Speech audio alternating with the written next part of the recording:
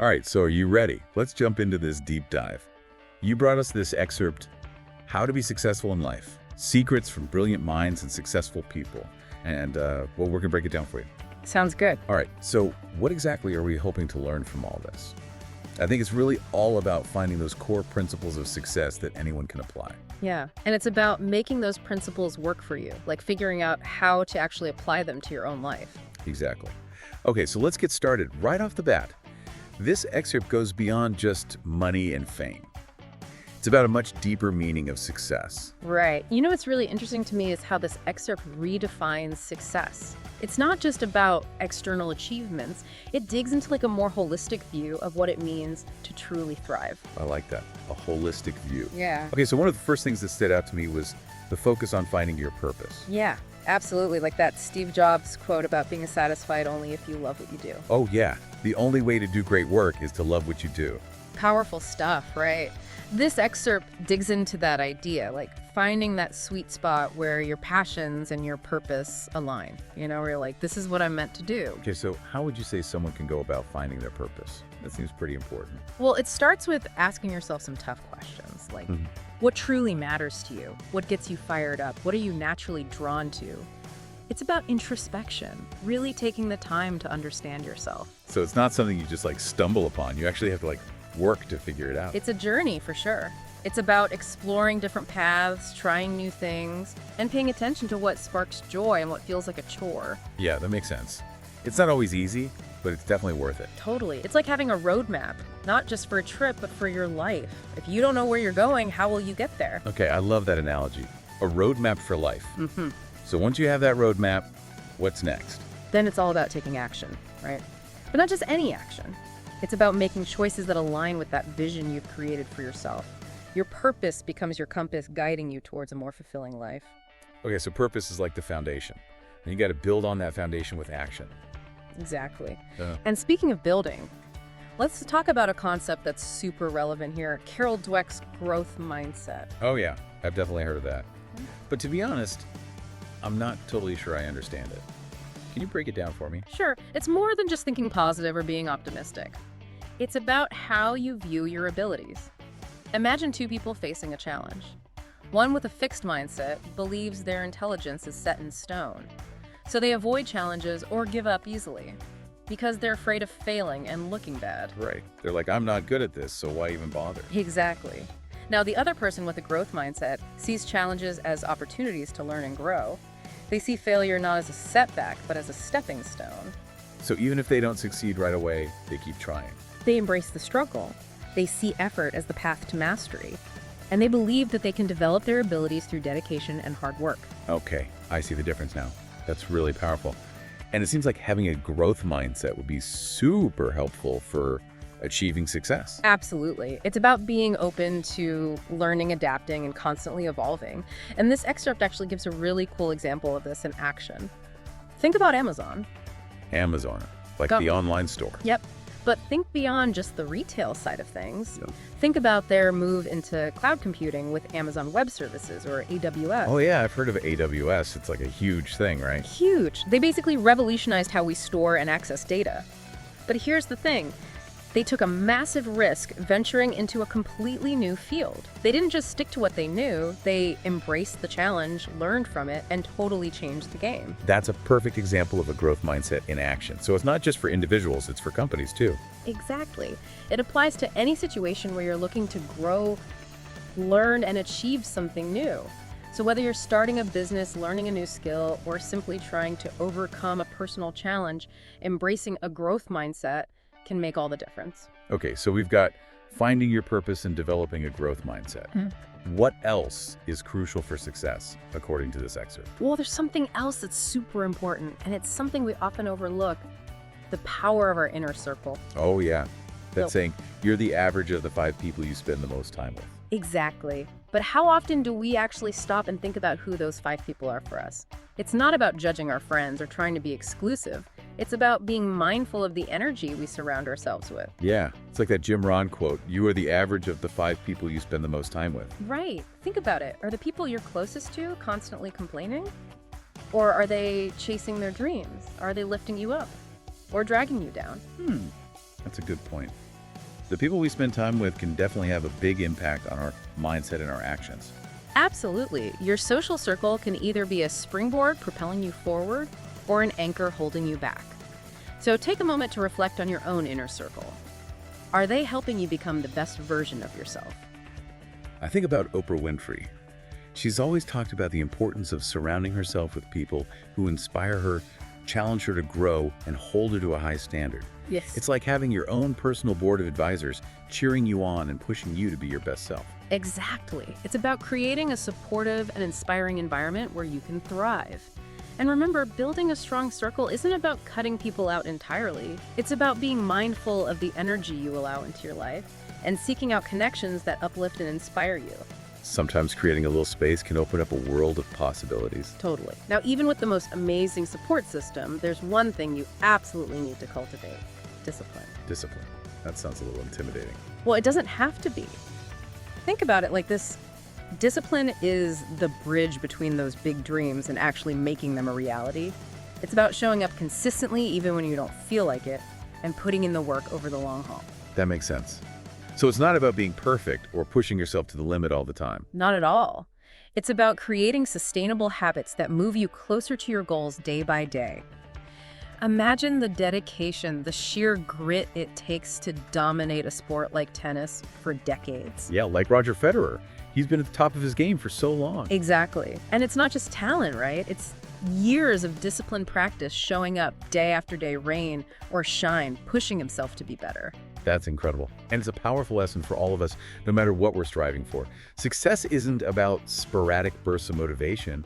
It's about building those consistent habits, showing up even when it's tough, and putting in the work over time. I like that. Putting in the work over time. Discipline is the key to turning those big dreams into a reality. So we've got finding your purpose, developing a growth mindset, building a supportive circle, and cultivating discipline. It sounds like we're starting to build a pretty solid foundation for success. We are, but there's more to come. Stay tuned, because in the next part of our deep dive, we'll explore even more strategies for achieving success. Sounds good. I can't wait. Okay, so we've talked about discipline being that bridge, from dreams to reality. Right. So how do we actually build that bridge? Like, how do we become more disciplined? Yeah, because it's easy to say be more disciplined, but putting it into practice is a whole other thing. Totally. It doesn't have to be about these huge, overwhelming changes. Right. It can be really intimidating to think about completely overhauling your entire routine. Exactly. Start small.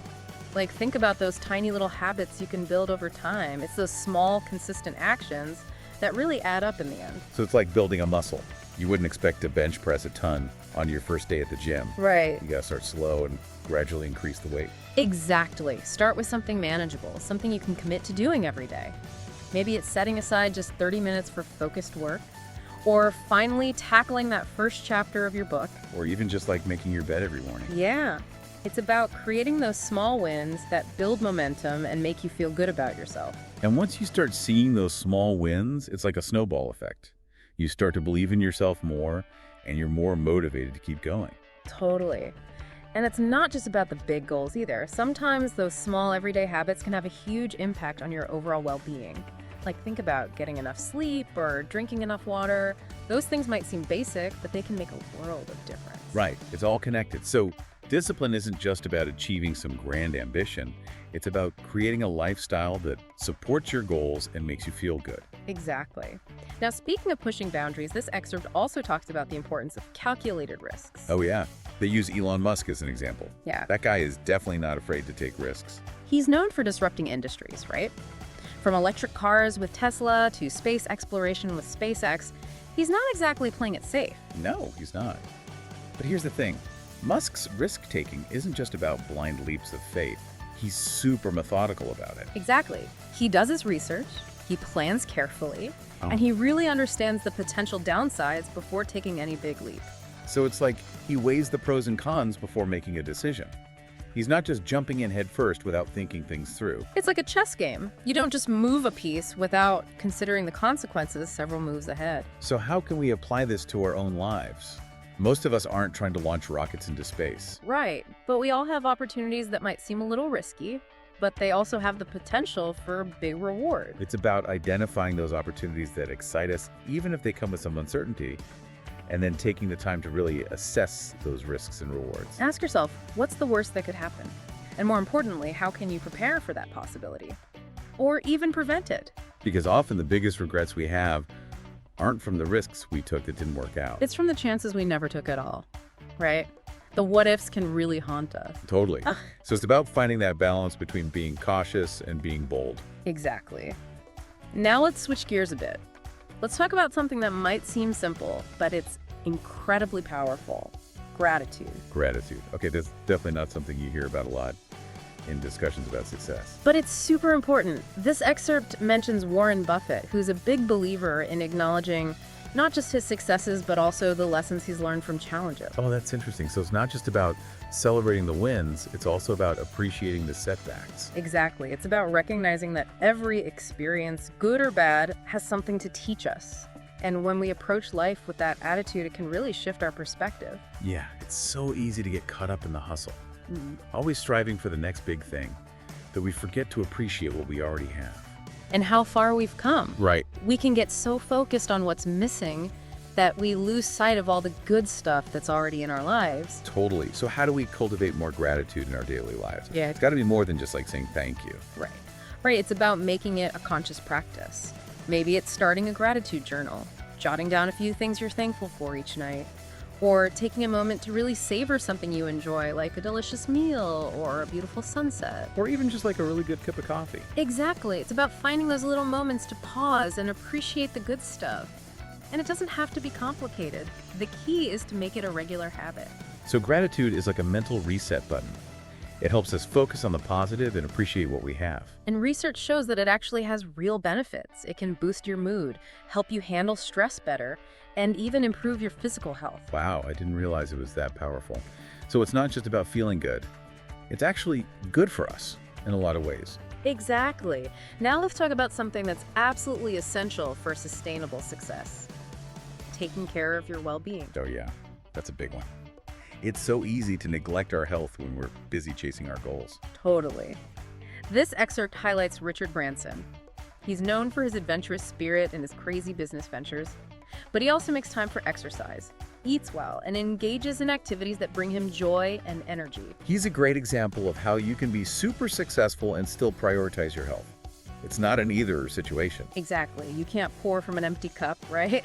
You can't achieve great things if you're constantly running on fumes. Taking care of your physical, mental, and emotional well-being is an investment in your success, not a distraction from it. Yeah, it's like trying to drive a car with a sputtering engine. You might get somewhere eventually, but it's going to be a bumpy, exhausting ride. So what are some ways you can prioritize your well-being? Maybe it's setting boundaries around your work hours, making time for a walk in nature, or finally booking that massage you've been promising yourself. It's about listening to your body and giving it what it needs, whether that's rest, relaxation, healthy food, or just some time to unwind and recharge. And it's about finding activities that bring you joy and make you feel alive. Because when you feel good, you're more productive, more creative, and more resilient in the face of challenges. So taking care of ourselves isn't selfish. It's actually essential for achieving our goals and living a fulfilling life. Absolutely. It's all connected, mind, body, and spirit. It's amazing how all these pieces fit together. You know, finding your purpose, having that growth mindset, the right people around you, discipline, taking those chances. Yeah. Being grateful, taking care of yourself. It's like we're building this like recipe for a really fulfilling life. It really is. And to me, one of the most powerful things from this whole excerpt is the idea of defining success on your own terms.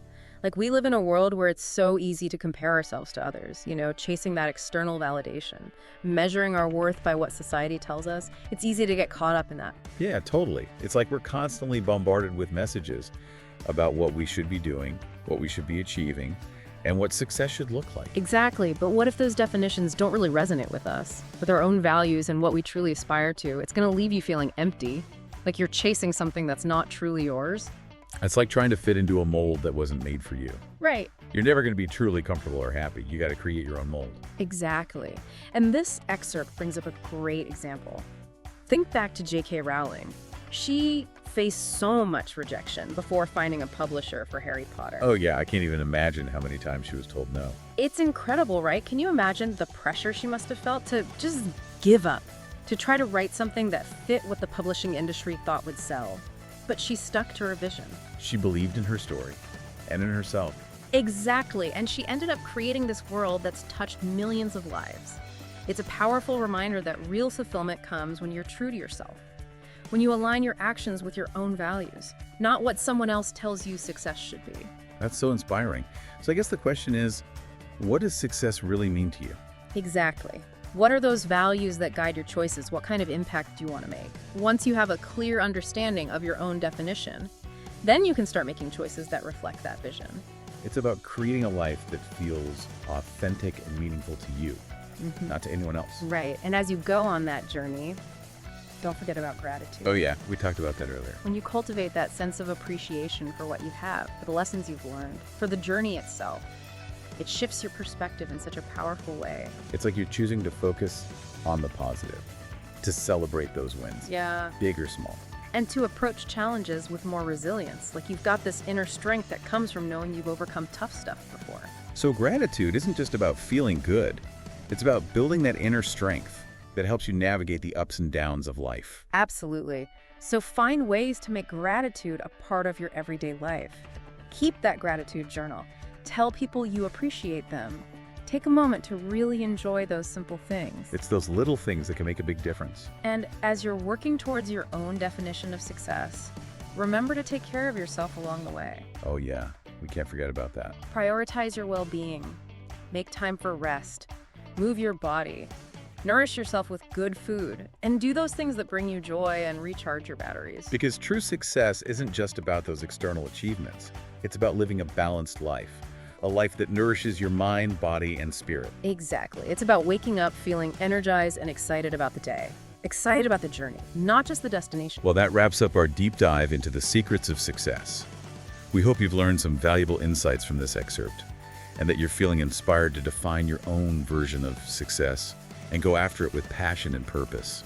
Remember, you have the power to create a life that's both successful and deeply fulfilling on your own terms. Couldn't have said it better myself.